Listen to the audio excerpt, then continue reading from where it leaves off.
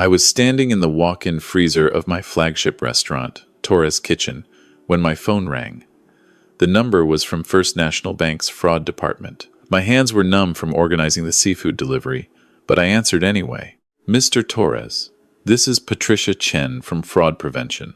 I need to verify a wire transfer from your business account.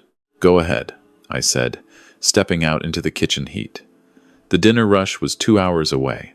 My head chef Dimitri was prepping stations with his usual precision. $450,000 was wired yesterday to an LLC called Essence Ventures. Can you confirm you authorized this? I froze. The kitchen noise around me seemed to fade. That's impossible, I said. I don't know any Essence Ventures. The transfer used your backup authorization code, Mr. Torres. The one reserved for emergency access. My chest tightened. I'd had that heart procedure 3 days ago. A stent placement. Minor, they said, but I'd been in the hospital overnight. I'd left Jessica, my daughter, in charge of the restaurant. Mr. Torres, are you there? Who else has that code? I asked, though I already knew. According to our records, only you and business. She paused. Jessica Torres, listed as your daughter and business manager. I leaned against the stainless steel counter. Dimitri glanced over, concerned. I need to call you back, I said. I walked to my office in the back, past the framed photos on the wall. My grandmother's restaurant in Guadalajara. The day I opened Torres Kitchen 25 years ago. Jessica's culinary school graduation. Me and Rosa on our wedding day. $450,000. That was most of our expansion fund. We were supposed to open a second location in Coral Gables. Jessica had been helping me scout properties for months. I called her. She picked up on the third ring. Hey, Dad. How are you feeling? Jessica, I need to ask you something. I kept my voice calm. Do you know anything about a company called Essence Ventures? The pause was too long. Oh, that. Yeah. I was going to tell you about it. It's a new catering subsidiary I set up. You know, for corporate events, weddings, diversifying revenue streams like you always talk about. A catering company that needs $450,000? Well, equipment, van, marketing. It's expensive to start up properly. I was going to show you the business plan, but you've been focused on the heart thing and bring me the paperwork. Tonight. Dad, I'm actually really busy today. How about tomorrow? Tonight, Jessica. Before dinner service. She never showed up. I sat in my office after we closed, going through the books. Rosa brought me coffee at midnight. She'd been my wife for 32 years, my partner in everything. She'd waitressed those first brutal years, managed the front of house, raised Jessica while I worked 100-hour weeks. She didn't come? Rosa asked. No. Michael, there's an explanation. Jessica wouldn't. Call Carlos up here, please. Carlos Mendez was my sous chef. 19 years old when I hired him, now 36 with a family, loyal, hardworking.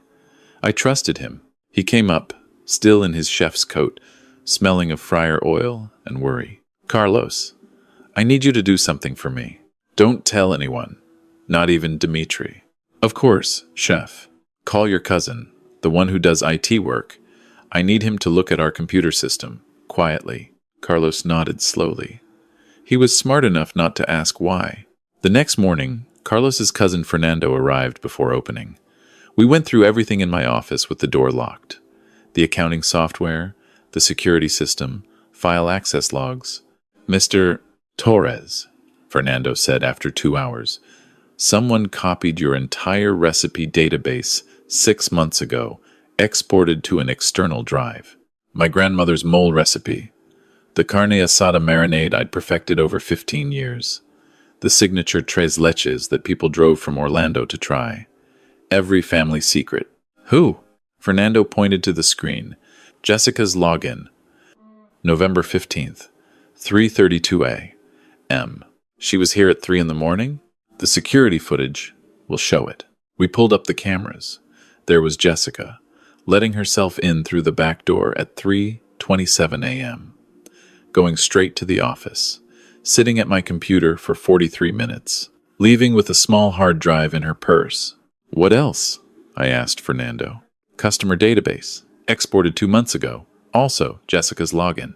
2,000 regular customers. Names, emails, phone numbers, order histories, dietary restrictions, anniversary dates we'd note for special desserts. Everything we'd built, relationship by relationship, over 25 years. And there's this. Fernando clicked to the security footage from a week ago. 3:15 a. Again, but this time, it was Dimitri. I watched my head chef of 8 years enter through his key, go to my office, and open my safe. He knew the combination. I'd given it to him 2 years ago when he became head chef. For emergencies, I'd said. Like if I had a heart attack during service. He took out the handwritten recipe book. My grandmother's actual notebook. Pages yellowed and stained with decades of cooking. He photographed every page with his phone. 26 minutes. Then put it back exactly as it was. I felt Rosa's hand on my shoulder. She was watching the screen with tears in her eyes. "Why?" she whispered. I didn't answer. I picked up my phone and started searching. Essence. That name Jessica had said. Essence Ventures. I found it in 10 minutes. A Florida LLC registered 3 months ago. Owners listed as Jessica Marie Torres and Dmitry Volkov. Then I found the Instagram account. Essence Miami, a restaurant, opening next month. The photos showed a sleek interior, industrial chic, nothing like my traditional warm wood and family photos. But the menu items in the preview posts made my blood run cold. Abuela's mole, a treasured family recipe passed down through generations. Tourist style, carne asada, Miami's best-kept secret. Legendary tres leches, the dessert everyone talks about. They'd even used Torres in the description. My name, my family's name, Rosa read over my shoulder. Dios mío. Call our lawyer, I said. Robert Chen had handled our business legal work for 12 years. He came to the restaurant that afternoon. I showed him everything. The wire transfer, the stolen files, the security footage, the LLC registration, the Instagram account. Michael, this is serious. This is embezzlement, theft of trade secrets, possibly fraud. What do I do? First, we need to see how deep this goes. I'm getting you a forensic accountant. The accountant's name was Susan Park. She spent 3 days going through our books. When she came back, her face was grim. Mr. Torres, it's not 450,000. It's 680,000 over 18 months. I sat down hard. Rosa grabbed my arm. How? Small transfers disguised as vendor payments. Checks written to herself using your signature stamp. The big wire transfer was just the sloppiest one. She's been bleeding you dry and counting on you not to notice because you're not the one doing the detailed bookkeeping anymore. Jessica does the books, I said quietly. Yes, I called Jessica. This time, no more games. We need to talk. Now. At the restaurant. Dad, I told you. I'm busy. Jessica Maria Torres. I have seen everything. The transfers, the recipe files, the LLC, the Instagram account. You get here in 1 hour, or I call the police. Your choice. She showed up in 45 minutes. Dimitri was with her. I'd set up the meeting in the main dining room. Rosa sat next to me. Robert Chen on my other side. Susan Park across from us with her laptop open. Carlos stood by the kitchen door. I'd asked him to be there. He deserved to see this. Jessica walked in wearing what she always wore. Black jeans, white button-down, her culinary school ring. She looked thin, tired. Dimitri followed her, and for the first time, I noticed he didn't look me in the eye. Sit down, I said. They sat across from us. The same table where we'd celebrated Jessica's acceptance to culinary school. Her 21st birthday. So many family moments. Mr. Volkov, Miss Torres, Robert began formally. We're here to discuss several serious matters. Wire fraud, embezzlement, theft of intellectual property. Before we proceed, I need to inform you that you both have the right to have attorneys present. Jessica's face went pale. Dad, let me explain. No. My voice came out harder than I intended. You listen, then you talk. Robert laid out everything. The 680,000, The recipe theft, the customer database, the security footage, the LLC. Susan Park turned her laptop around, showing the money trail. Dimitri spoke first. Mr. Torres, I can explain. You? I looked at him. This man I'd mentored for 8 years, who'd called me chef with respect, who I'd promoted, trusted. You photographed my grandmother's recipes at 3 a.m. while I was recovering from heart surgery. Chef, in my country, when an apprentice learns from a master and opens his own place, this is honor. This is how tradition continues. By stealing? That's honor? I was going to credit you. On the menu, it says my name, Torres, my family's name, to sell stolen recipes. Dimitri fell silent. I turned to Jessica, my daughter, 28 years old. I'd been in the delivery room when she was born, taught her to cook when she was 6, paid for culinary school, brought her into the business because she'd said she wanted to carry on the family tradition. Why? I asked. She was crying now. You were going to retire anyway. What? You and Mom. You talk about it all the time. Going back to Mexico, spending time with the grandkids. You were going to leave and I was going to give you the restaurant, I shouted.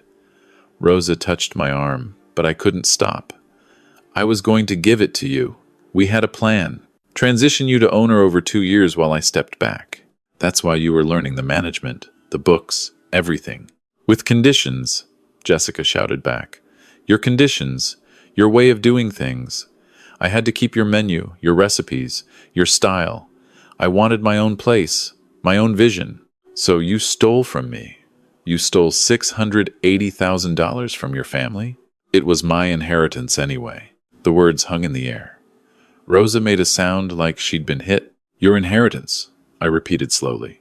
You think because someday, after I'm dead, you might inherit something that gives you the right to steal it now.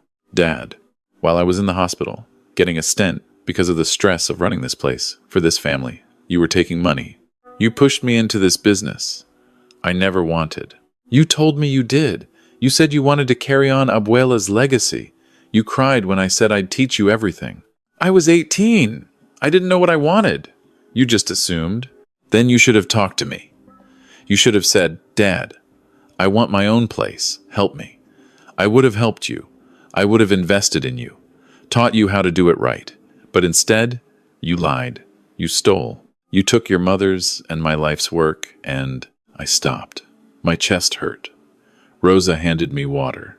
And you, I looked at Dimitri. You have a wife, Irina. I was at your wedding, your baby's christening. Dimitri wouldn't meet my eyes. Susan, show me that other thing you found. Susan pulled up more records. Some of the money went to rent payments for an apartment on Brickell. Lease under the name Dmitry Volkov and Sofia Hernandez. Who's Sofia Hernandez? I asked. Dimitri said nothing. She's the hostess at Essence, Jessica said quietly. Dimitri's. They're together. You're cheating on your wife with stolen money? Chef, Irina and I, we have problems. This isn't. Get out, I said. Chef, get out. Dimitri stood up and left quickly. The door banged shut behind him. Jessica was really crying now, full sobs. Rosa was crying too, but she didn't reach for our daughter. Dad, please. I'm sorry. I didn't mean for it to go this far. It started small, just a little bit for planning, and then Dimitri said we needed more for equipment, and then the lease came up, and I thought I could pay it back before you noticed. You stole my grandmother's recipes.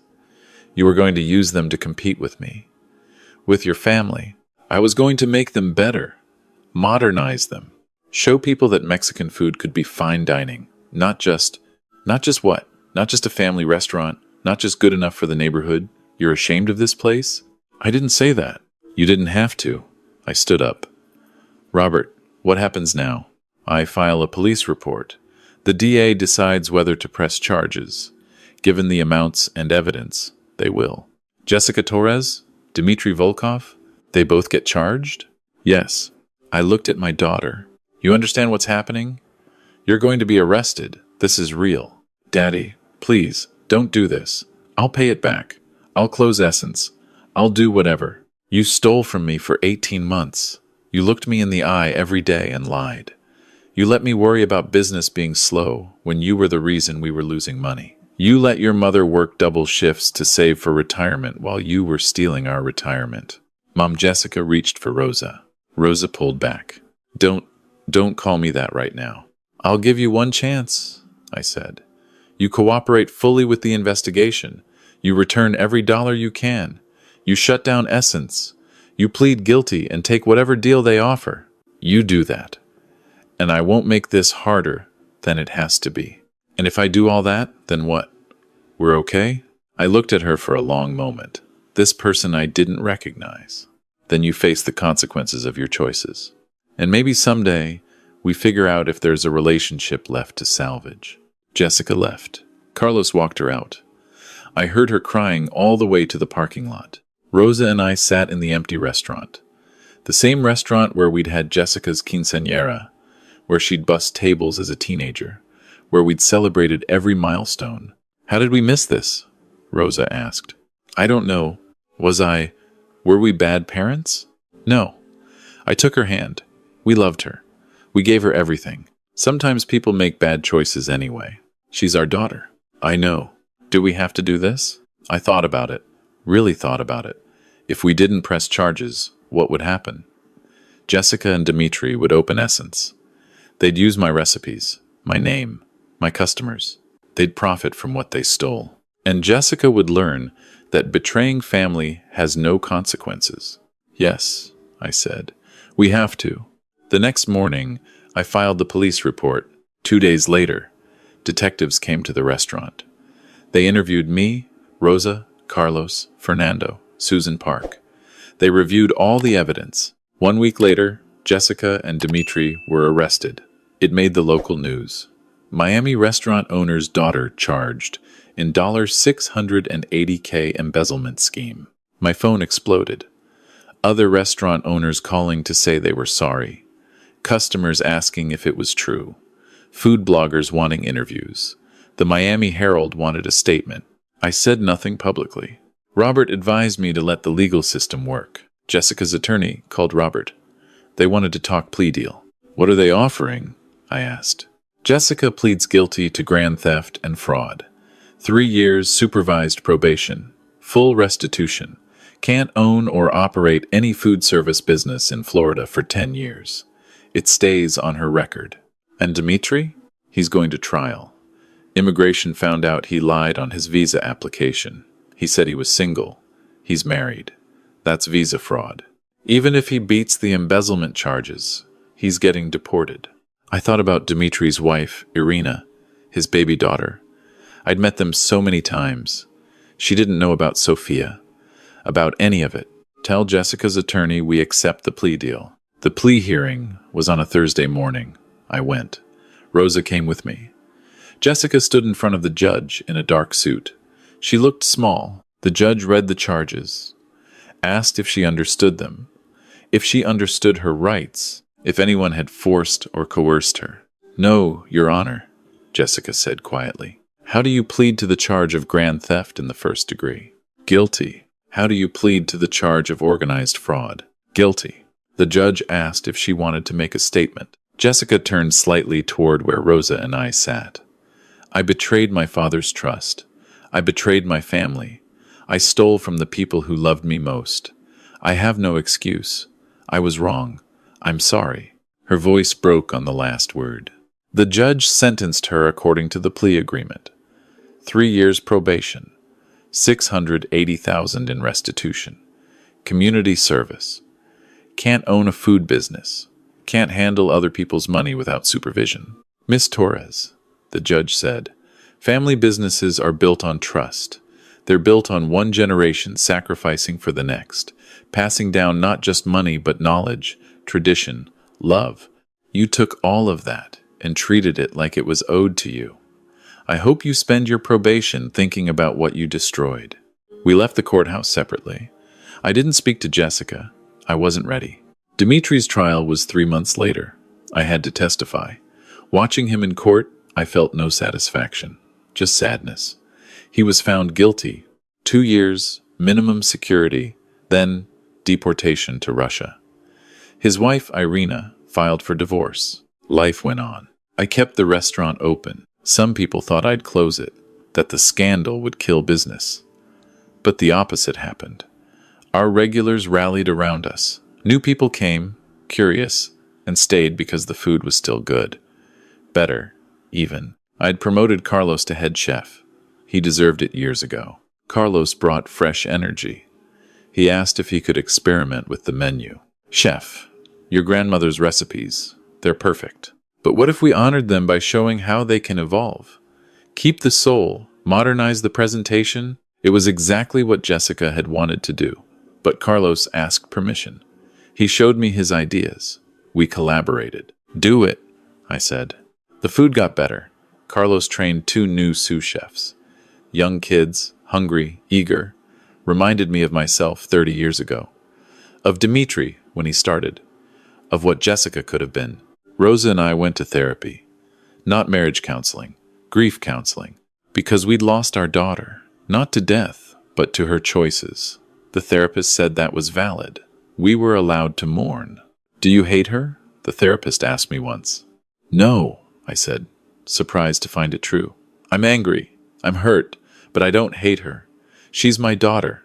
I don't know her anymore, and I don't know if I can trust her again. That's honest, the therapist said. Trust takes time to rebuild, if it can be rebuilt at all. 6 months after the sentencing, Jessica texted me. I got a job, retail, manager at a kitchen supply store. I'm paying you back $500 every month. I'm sorry. I showed Rosa. Should I respond? Do you want to? I thought about it. Typed and deleted several responses. Finally settled on, okay? She texted again 2 weeks later. I'm in therapy, working on myself. I know that doesn't fix anything. But I thought you should know. Okay. A month later. I miss you. I miss Mom. I miss the restaurant. I know I don't get to miss those things, but I do. This time, I didn't respond. Rosa did, though. She told me later. I told her I miss her too, but I don't know how to be her mother right now. I don't know how to separate loving her from what she did. What did she say? She said she understood, and that she's sorry. A year after the plea hearing, on a Sunday morning, Jessica showed up at the restaurant. We were closed, but I was there doing inventory. I saw her through the window, standing outside, not coming in.